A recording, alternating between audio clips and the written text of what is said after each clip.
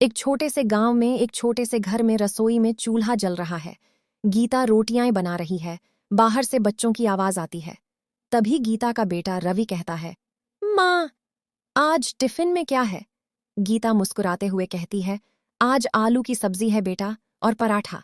जल्दी तैयार हो जाओ, स्कूल देर हो जाएगा। तभी गीता की बेटी पायल धीरे से कहती है, माँ, कल स्कूल में फीस मांगी थी। गीता एक पल के लिए चुप हो जाती है, फिर प्यार से सिर सहलाती है।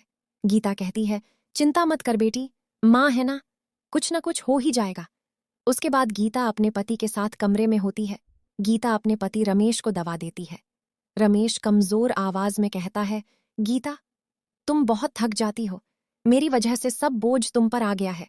गीता बोलती है, ऐसा मत कहिए, आप ठीक हो जाएंगे। परिवार है तो जिम्मेदारी भी मेरी है। फिर उसके बाद पड़ोसी बाहर आपस में बातचीत कर रहे होते हैं। गीता बाहर आंगन में बैठी सब्जी काट रही होती है। तभी पड़ोसन शांति आती है। शांति गीता से कहती है, गीता, तुम्हारे हाथ का अचार कमाल का होता है, सोचती हूं बाजार में तुम बेचो तो खूब चले। गीता चौंक जाती है। गीता कहती है, अचार बेचूं? कौन खरीदेगा? शांति हंसते हुए कहती है, जिसके हाथ में स्वाद हो उसका सामान खुद बिकता है। गीता सोच में पड़ जाती है। फिर ऐसे ही रात हो जाती है, बच्चे सो चुके हैं। गीता रमेश के पास बैठी है। वह रमेश से कहती है, अगर मैं घर का बना खाना बेचूं, अचार, समोसे, पकौड़े, तो क्या गलत होगा? रमेश हिम्मत देते हुए कहता है, गलत क्या है? मेहनत से कमाया पैसा सबसे पवित्र होता है। गीता की आंखों में उम्मीद चमक जाती है। दूसरे दिन वह सुबह उठती है, सारा काम करती है। सुबह सुबह वह अचार, समोसे और पकौड़े बनाती है। टोकरी लेकर गली में निकलती है। गीता संकोच से बोलती है, घर का बना गरम समोसा, ताज़ा अचार ले लो। कुछ लोग देखते हैं, कुछ आगे बढ़ जाते हैं। एक औरत कहती है, पहली बार बेच रही हो?